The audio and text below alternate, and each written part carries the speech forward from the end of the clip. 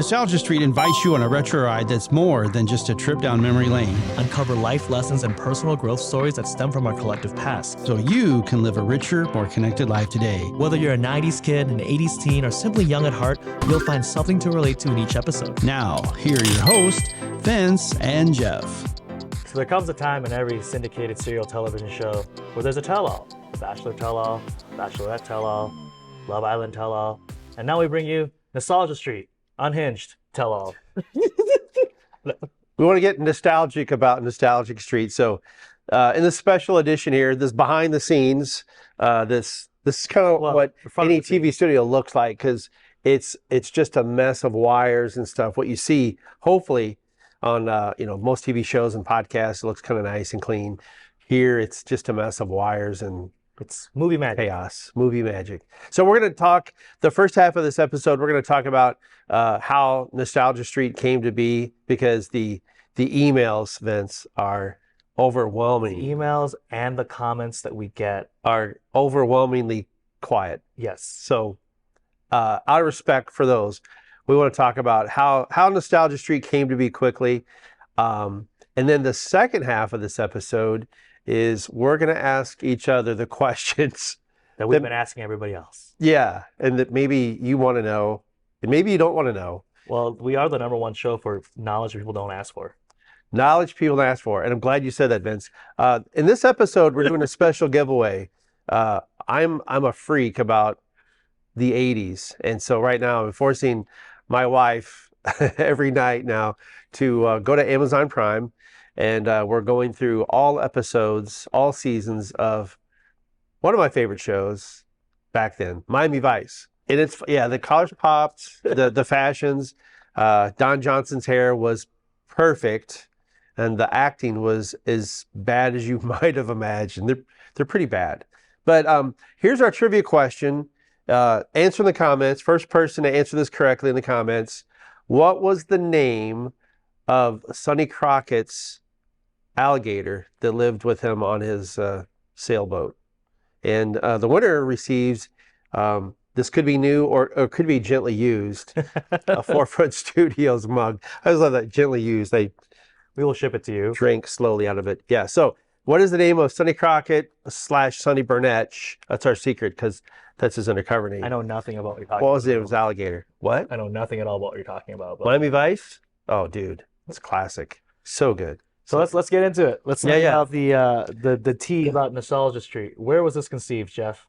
So Vince and I, this was September, August. Oh, last year. Wait. Of last year, 20. Yeah, I'm so confused. We were on our way to Texas for a shoot with one of our clients, Parallel Ag, and we'd been talking about having a podcast for a long time, but we wanted it to be a little bit different. Yeah. We started talking about our childhood, and then we went through this most auspicious town in Texas, town. one of Not Vince's Texas, favorites. Oklahoma. Oh, sorry. See, he knows it so well, like I know Miami Vice. Vince knows.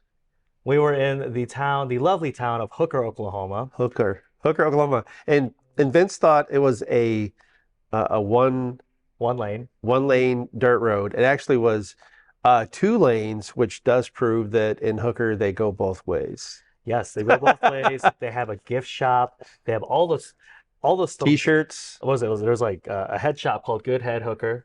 I don't remember that. Shop. What else? And then they fully embraced the name. We looked up the town mascot for the high school, and these unfortunate kids are the horny toad hookers. Yeah, that's not a joke. Yeah.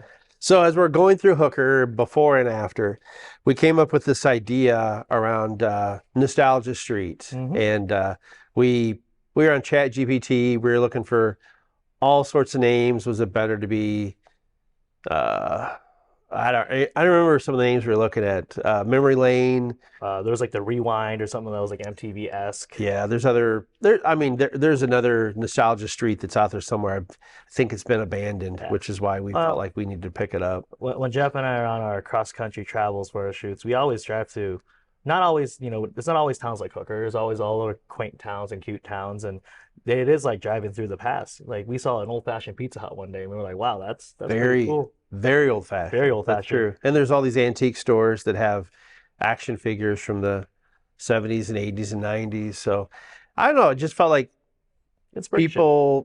people talk about their childhood, or it's fun to talk about that, I think.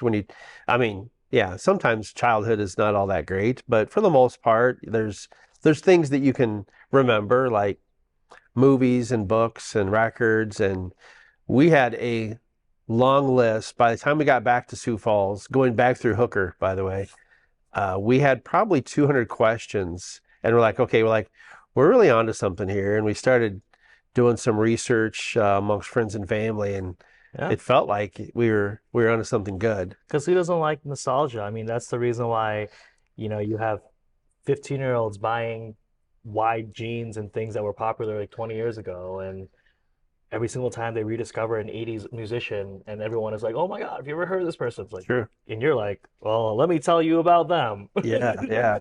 When you go back in time, and it is interesting to see origins of how did bands come to be, or like at one point George Lucas actually entertained the notion of having his dog play Chewbacca in the movies. That's a true story. What? True Like, is it story. a big dog? Yeah, So it would have been like a big, like, probably like an mastiff or something. Irish wolfhound or something like that. Yeesh.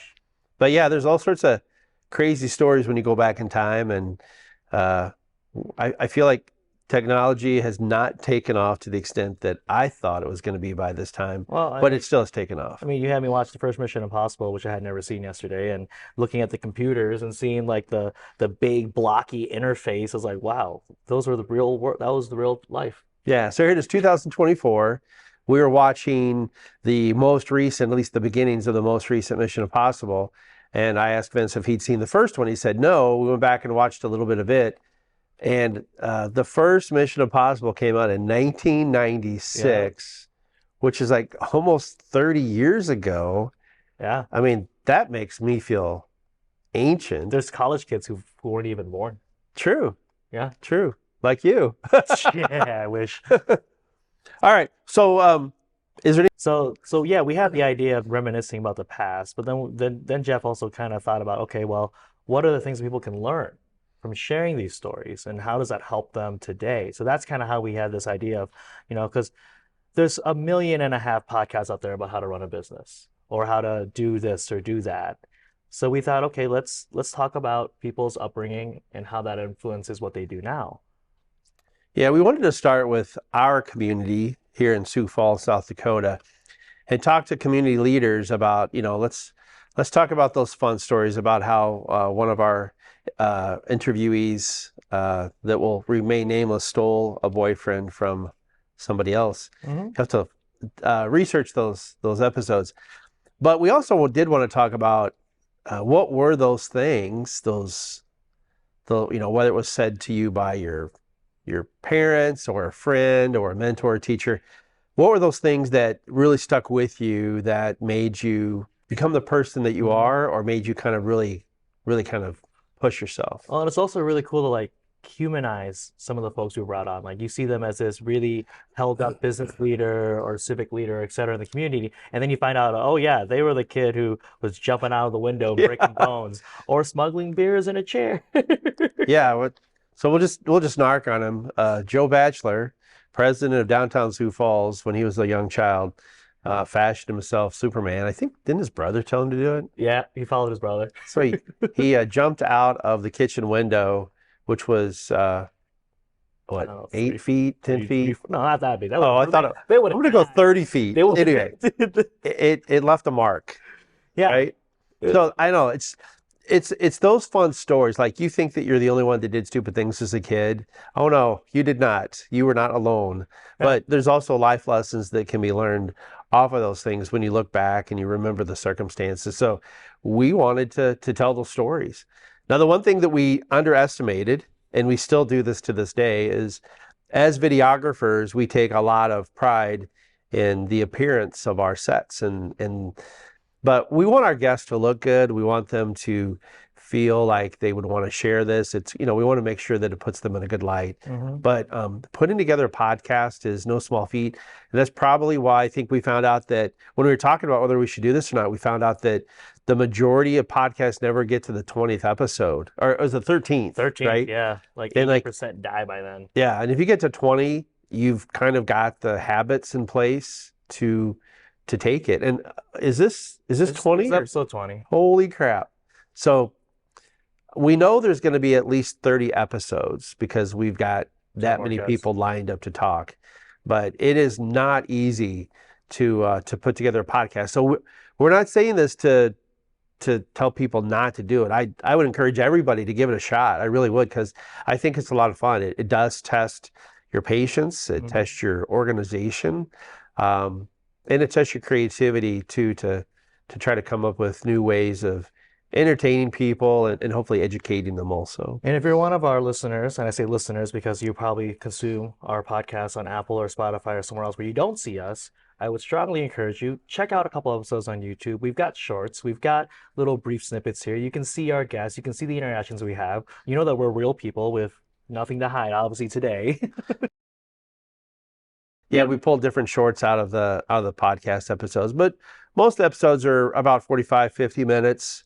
We have a formula, which is important. We talk about, what was life like early on for the first 15 minutes. The second 15 minutes, we usually talk about what is life like then as you get into your more formative years, like junior high school, college. And then that last half then is where the guest gets to talk about more about their business and where they're at today. And anyway, what'd you say? Oh, the second half's where all the fun, scandalous stuff comes out. Stealing boyfriends, getting into trouble. Sometimes. Sometimes. All right. Well, enough about us. Well, now we're switching to us. Yeah, that's true. Enough about us. It's time to talk about us. Enough about the show, and now more about your host. All right. So I've been waiting for this for a couple of days. Vince loves to ask people salacious things. Your word is salacious. I ask people what their deepest regrets are. Yeah. So what's your deepest regret when you were, by the time you were 16, Vince? Time I was 16. I think I regretted not trying out for more team sports. I didn't do team sports growing up, and I see the camaraderie that people have when they're in a team sport. So I see what you're doing here. I've been doing this for a long time, son. I see what you're doing. You're trying to spin this away from the salacious stuff. So hey, let's get away from your I was a good Catholic schoolboy. liar. 4.2 GPA the entire way through school. Went to school 6 a.m., went to home at 9 p.m. All right, come on, let's get to it. What'd you do? The statute of limitations is I really didn't do anything. Like, I pretty goody two shoes. Tony snuck out. James is failing school. Oh, throw your brothers out of the bus. I was the fire. All right.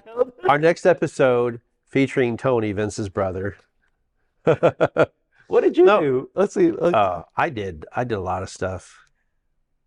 I was pretty active in my church youth group, and we weren't crazy, but we did stupid stuff that you wouldn't want your parents to know about when you were younger. Well, half of my church youth group ended up as nuns, so that'll tell you something.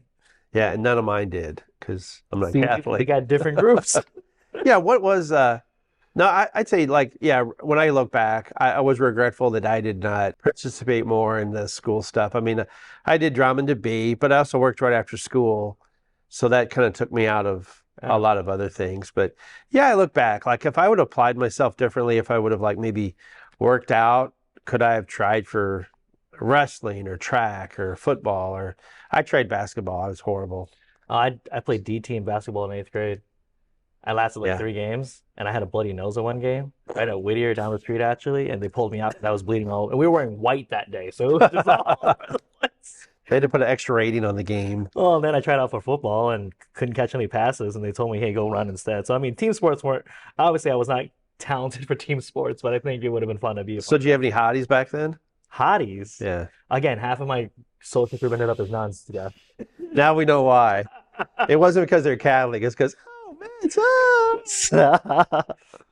No, I didn't date much in high school either. I'm pretty boring. I didn't either. Started doing a lot more of that in college. And I got my first girlfriend when I was like 14 or something like that. 8th grade, maybe. I don't remember. It lasted like a month and a half. So I think my first real girlfriend was actually a friend of my sister. So I have a twin sister, and her friend was like a year younger than us. And we go down on a church trip to Silver Dollar City, I think. And yeah, you heard the story. And somewhere in the middle of it, she kind of liked me and I kind of like her. And then somewhere in the middle of it, we started holding hands. And my sister was so pissed because I stole her friend. And then she didn't want to talk to, my sister didn't want to talk to my new girlfriend now, her former friend. I mean, it was just, just man. high school drama, high school Well, that's the drama. fun thing about having, sibling that's roughly your age. Yeah, because we lived in different eras. So I grew up in the 80s and you grew up in the 90s, and you grew up in Missouri. No, well, wait, you were born when? 91. 91. And So I grew up, technically, my coming of age would be the mid 2000s. yeah.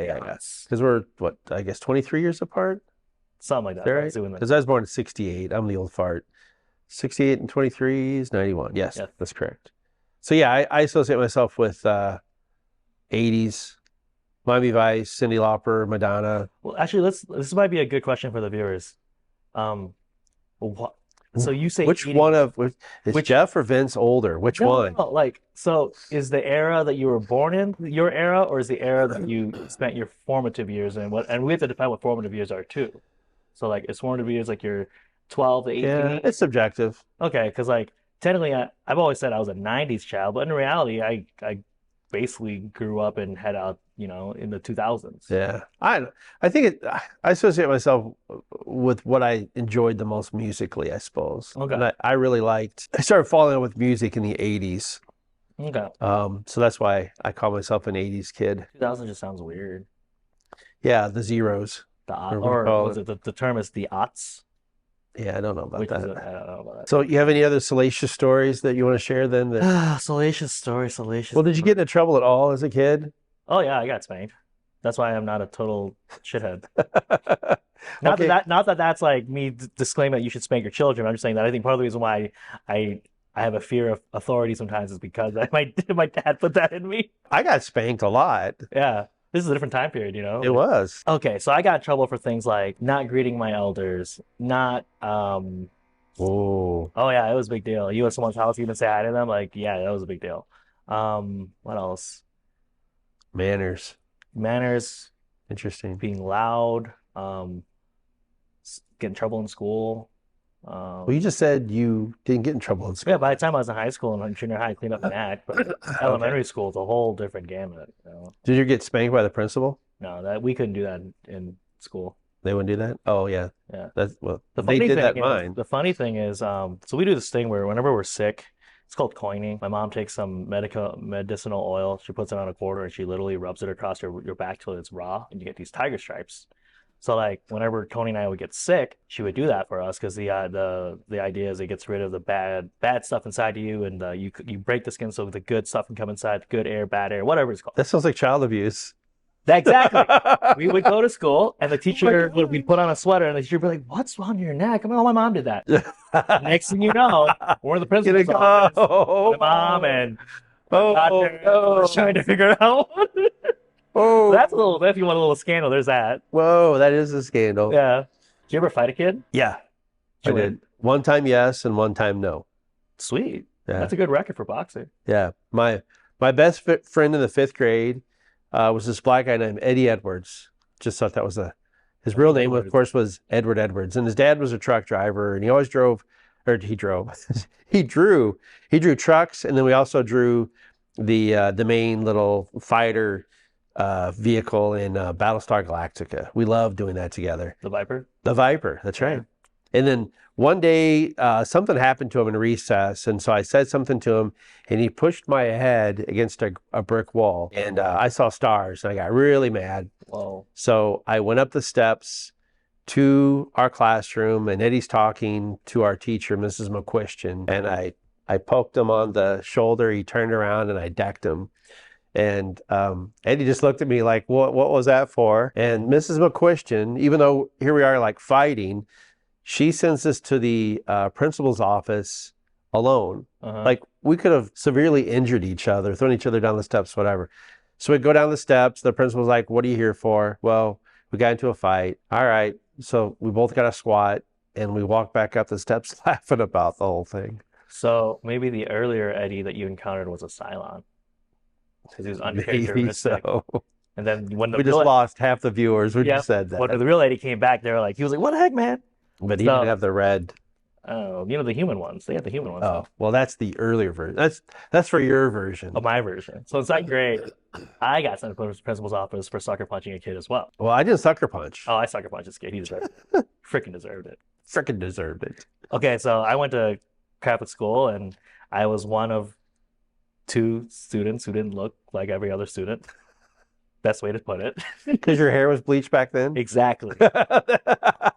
Nick, Me and Monica Jensen. We were the only ones with bleached blonde hair. for second grade, we're talking about is like something like show and tell or whatever. We're supposed to talk about our families, and of course, I share a story from my family, how they're refugees, immigrants, and all that kind of stuff.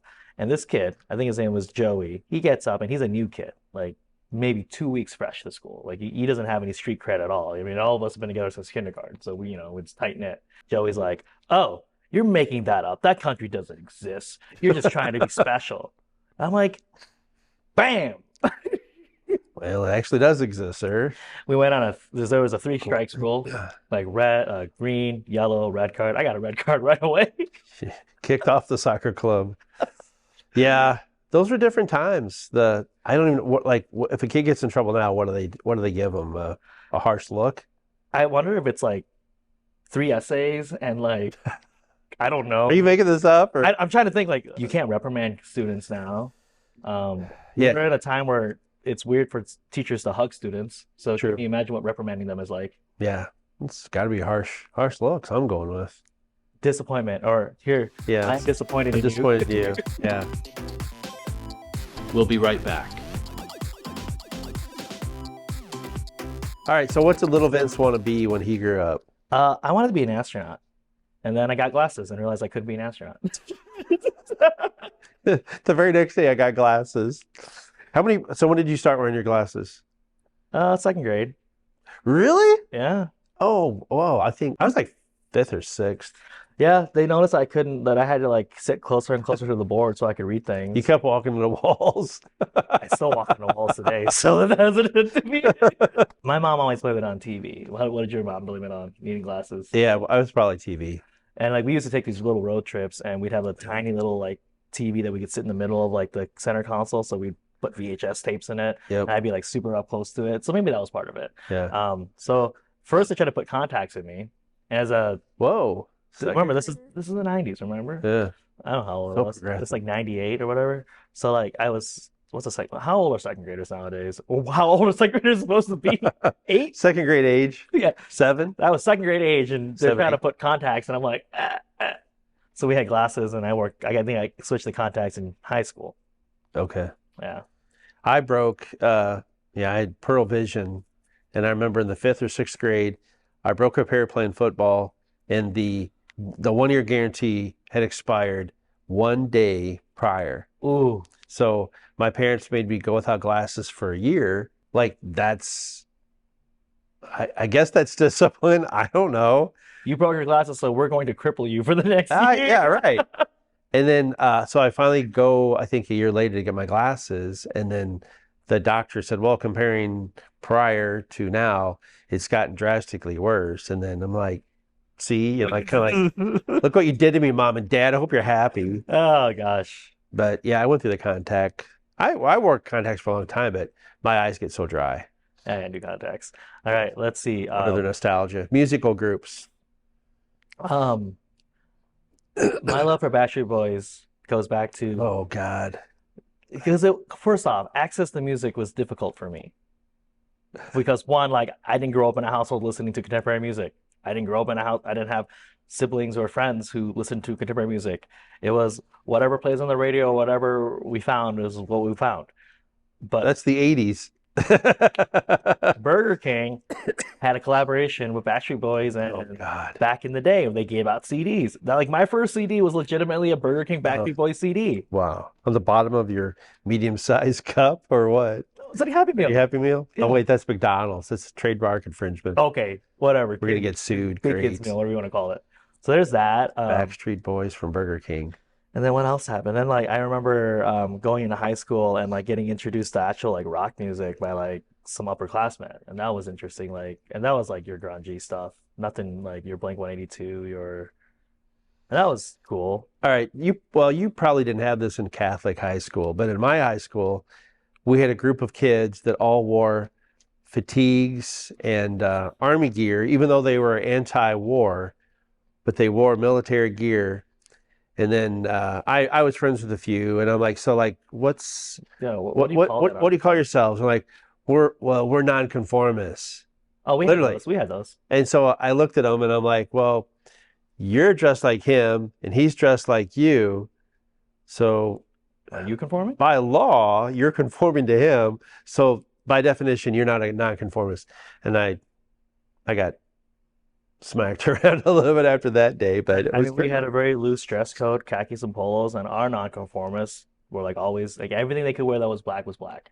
So there was so you could get away with some of that? yeah, like I mean, you could wear like black polos. You could wear Oh, shoes that were a little bit. You could push the bar of shoes. Of course, the way people wore their hair and their makeup, like, and then there were the dress up, dress down days where they could go full, whatever it was they were, they were into. So, well, what's a question we haven't had Mhm. the chance to ask somebody, um, or a topic that we should dig into deeper? well, Because we've been more or less kind of topical, because it is fun to ask questions and see, oh, I used to play Monopoly too. But I can't help but think that there's got to be something we could go a little bit I deeper. really like that train. Like, well, the last couple of people we've been asking them, what would their 8-year-old self learn from Yeah. them, and what would they learn from their 8-year-old self? That's a good And you just question. asked me what I wanted to be. We never asked, we don't really ask people that too often. So, what did you want to be? I wanted an office with a window. I didn't know exactly what I wanted to be when I Well, was younger. Now you have a window that looks into another window. Yeah. That's true. I do have an office by window. That's true.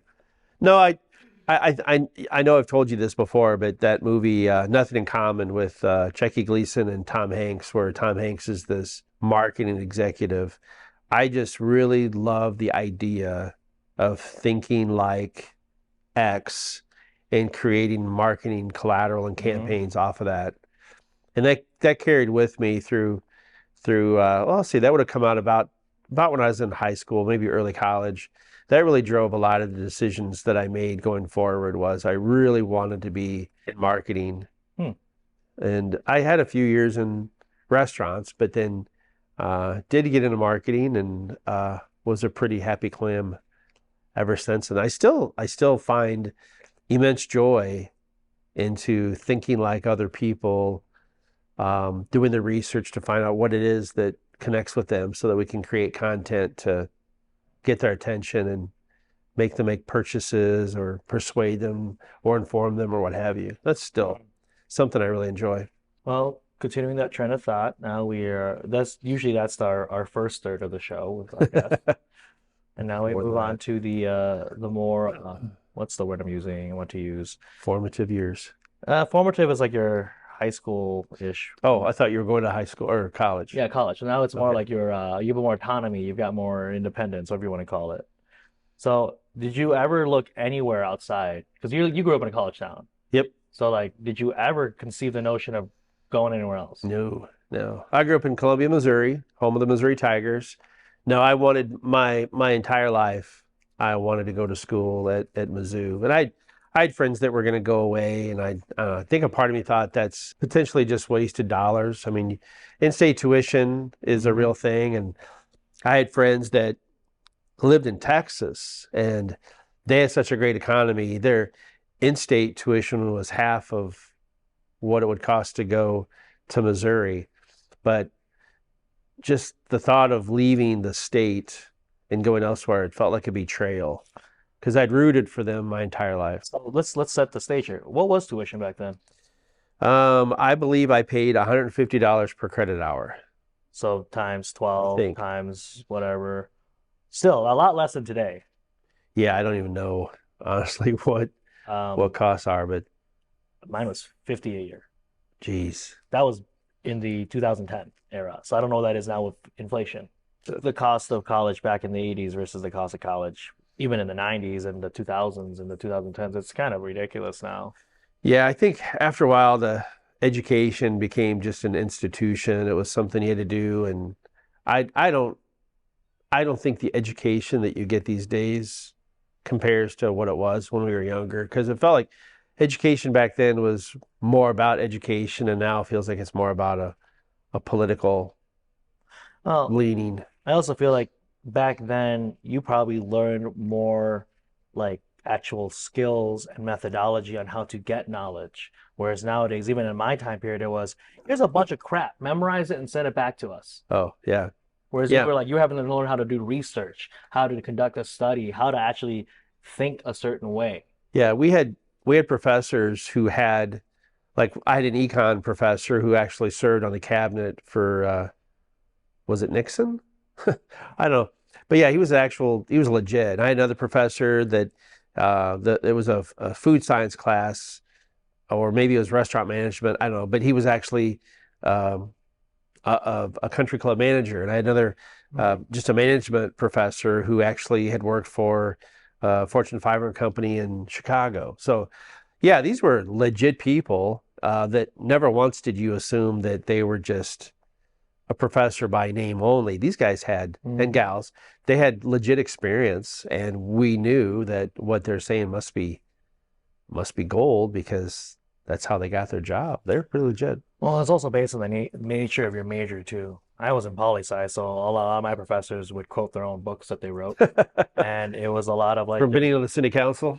oh, well, I don't know what they did, but it was a lot of political research, and then you dig into it, it's like, what is political research? And it's also just a lot of, we're gonna take this idea, we're gonna spin it, and you're gonna regurgitate it to me, and that's experience there. Yeah, do you remember any college papers that you wrote? Oh, all of them. I mean, You do?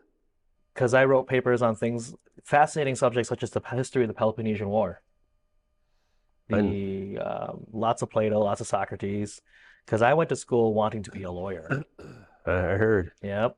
Obviously not a lawyer, but maybe someday I can pull a Kim Kardashian and take the test and be an old cranky lawyer. Is she an attorney? I don't know if she is, but she's been like studying for Honorary. the bar. Because her dad. Yeah, for the Her last dad's couple of an years. attorney too. We'll be right back. I had some fun occurrences as a freshman in college. Oh, okay. I guess we could share some hijinks. Um, my very first college test I took drunk. Did you ace it? What's that? Did you ace it? I think I got a C.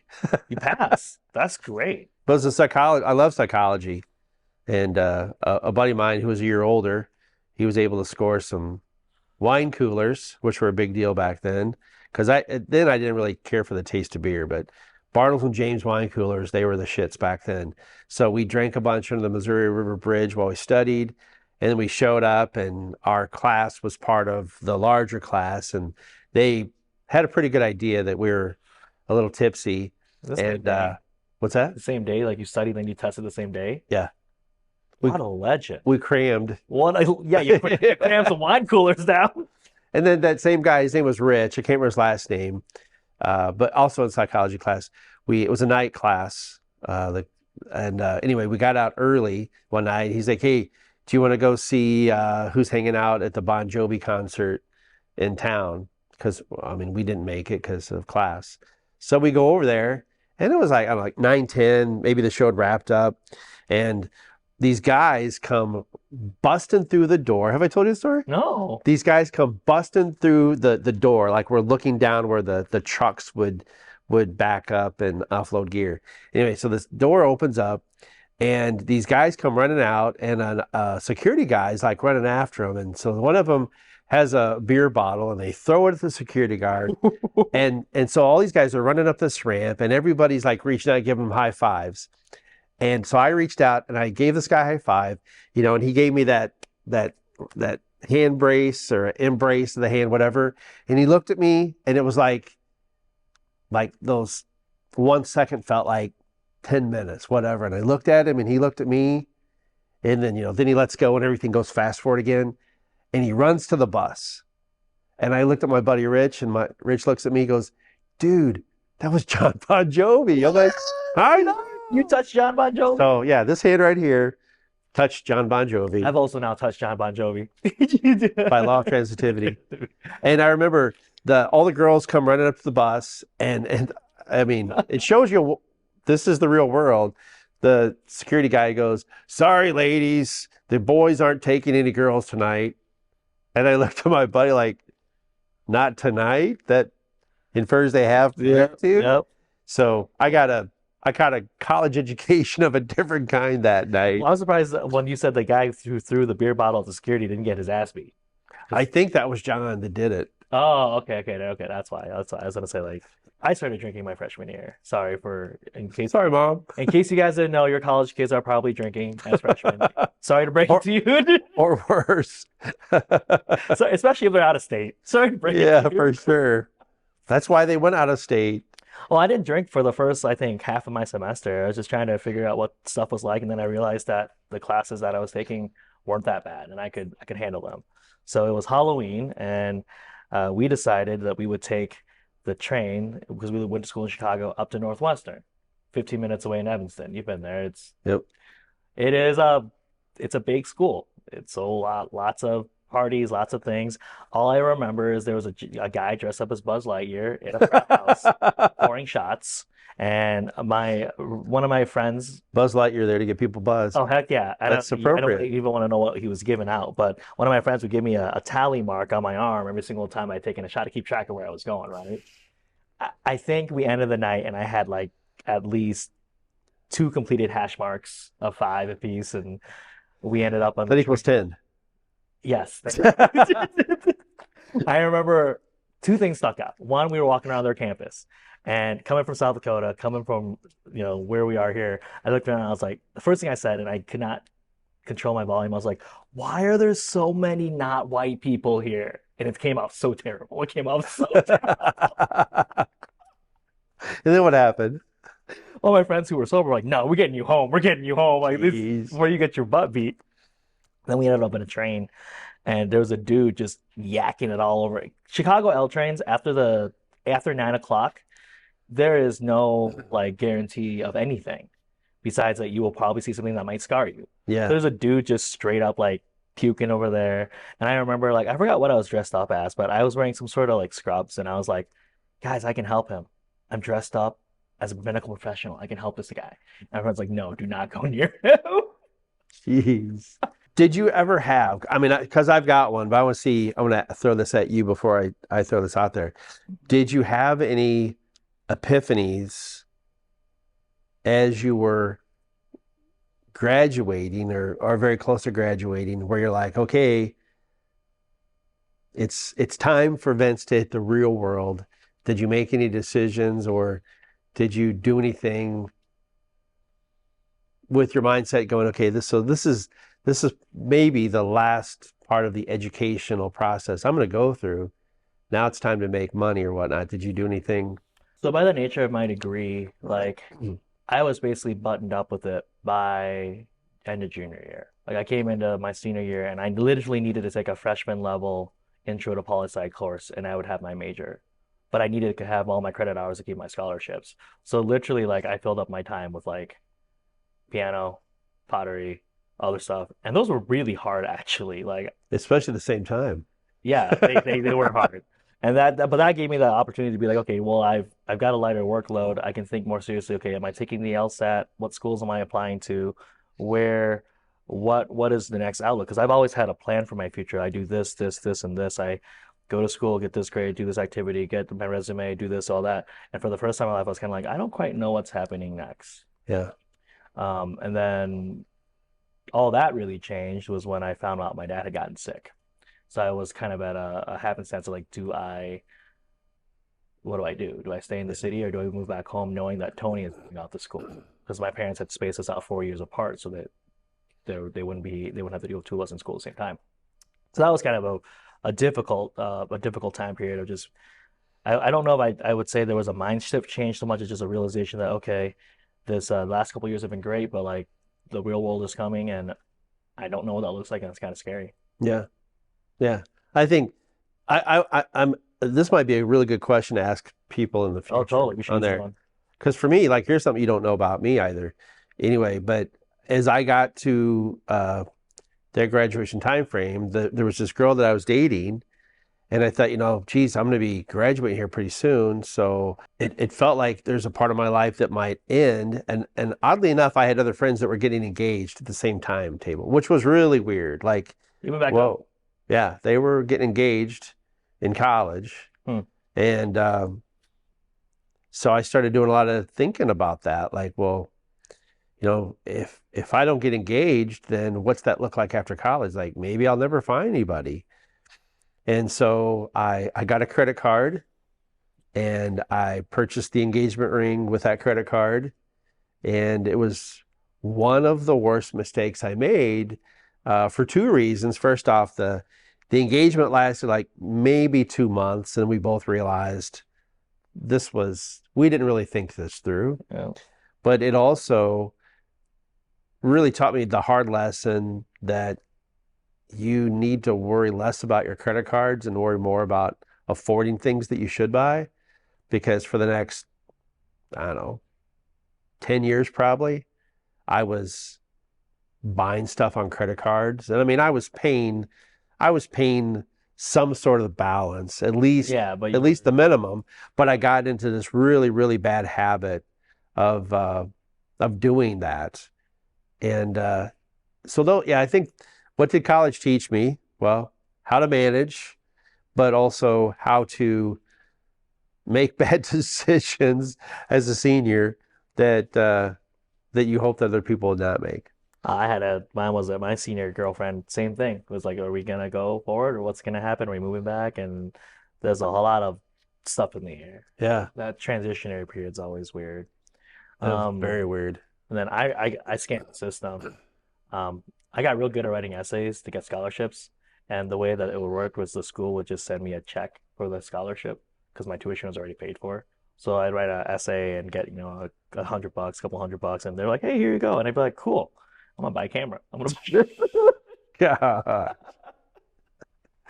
Well, I don't know if I should repeat this story or not, but I was very lucky. My sister and I both, we qualified for a lot of grants because my parents, they didn't make a lot of money. Yeah.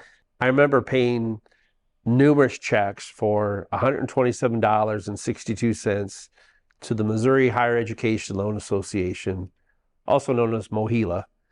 And after 3 years after college, and I honestly don't remember how much I had to owe, but I got a letter one day, and it said, you've paid your stuff on time, your grades were good, we have a surplus in our budget, your student loans have been forgiven. Wow.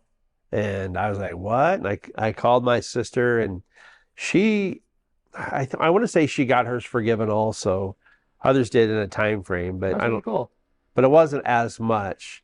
But you watch movies and TV shows and other things about people talk how long they had to pay off their student loans or whatever like that. I like to say I put myself through college because my parents did not have enough money. Yeah. I didn't qualify for any scholarships because I probably didn't try out for any. But it felt really good to know that at that time we had politicians who managed the budgets in such a way in the state that it rolled down to the college kids. So I consider myself very lucky. It wasn't anything I expected or asked for, but I hope it helped me to make maybe better decisions once I realized, this money, this is a real thing. $127 is a lot of money back then. Yeah, we could have a whole sub episode with an educator about the state of education then and now. I mean, that's a whole other can of worms. So who are some people you think we should have on the show next? Someday we'll have the mayor on here. Indeed. We will have Mayor Paul Tenhaken. And then I think it'd be cool to get, again, like, really the appeal of our show is we get to see people in a different light. Like we bring on, say we do bring the mayor on. We're not going to talk about him being a mayor. We're talking about him as a kid growing up and the troubles of getting into. So like people that I think people only know them as one certain angle and one certain facet. I'd love to have them. Like some of our friends who are, big in the business community, just having them aboard. I wonder about I've seen him talk a couple of times, but I wonder about Jeff Scherschlicht, about talking with him, because the Sharapa buildings are continuing to go up. They're not very far away from us. He seems like a really gregarious kind of guy, and it'd be kind of interesting to see how he evolved through the years to make, a long-lasting impression on the skyline of Sioux Falls. But yeah, and where that future of all these new developments. Craig Lloyd might be another. I think he lives in Florida now. Skype in, but it'd be nice to get some folks who are just some of the names around town. I mean, I'd love to get Sioux Falls Santa. There's the gentleman who is Sioux Falls Santa. His license plate is SF Santa. Well, guy who's Batman. I know. Bruce Wayne. Oh, no one knows that. That's So secret. if I'll ask you, if you haven't fallen asleep or died of popcorn poisoning by now watching this marathon session, if there is somebody that you would love to see us talk with as a guest here on Nostalgia Street to learn more about their background, definitely you got to do it with me. Tell it to us in the comments below. But no, being serious, it would be interesting to get people that perhaps we haven't even heard of or know about that. There are so many great leaders in this area. Are we wrapping up? Is that the idea? Yeah, I think so. Okay, so in the theme of Nostalgia Street, Jeff, what is something that you are bringing from the past into the present of the work that we do? And you use a couple examples already, so if you got something new. What? So repeat the question again? It's a question we always ask our guests. What is a thread that you take from your past, whether it's something that someone said to you, something that you've seen, something that you've experienced? Paint that picture for us, and how is that continuing? How are you continuing to use that to guide you in the present? Well, I catch myself, I don't know if this answers your question, but I definitely catch myself a lot of the time going back to things that made me feel good or that I remember. So, for example, binge watching Miami Vice, listening to music from the 80s is something that I'll probably always do. I've recently picked up the guitar. And so going back and finding some of those songs and learning how to play some of those. So yeah, I guess what I take forward is I just try to keep the memory of that time frame alive as much as possible. And it's not even anything I do intentionally. It feels like it's just within me to be like that. Cool. And you? I think of, as I have grown older, I feel like I've put more and more limitations on myself. I've thought more and more why I can't do things. And then I remember that like my teachers and the people when I was younger, when I wanted to be an astronaut, literally, like, despite the fact that I was wearing glasses, they were telling me, you can do it. If you go try hard, if you do this, you can do it. But I find myself thinking, I need to adopt a little bit more of that younger mentality sometimes of knowing that, hey, we can do it. It's possible. Stop thinking already of the reasons why you can't do it and just think of why we can do it or how you can do it. So here's how we solve that. We bring your mom in on the next episode and we have her tiger scrape your back. Oh, God. So everyone can see this is not child abuse. This is voluntary manslaughter. I thought you were going to talk about just bringing in a space helmet. Okay. Oh, no. We have her scrape you, and then that releases all the toxic demons living in your body. You're not far off, actually. That's like the transliteration of it. I told you. It just comes to me sometimes. All right, we're get out of here. All right, viewers. Until next time, stay engaged if you can.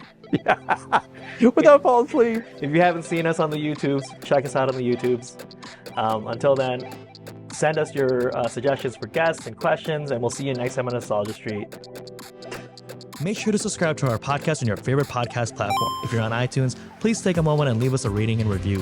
Head on over to our YouTube channel and hit that subscribe button. You'll get access to engaging visuals that complement our podcast content. Thanks again for tuning in, and we look forward to having you with us on our next episode. So until next time, listeners, stay curious, stay engaged, And never stop walking down Nostalgia Street.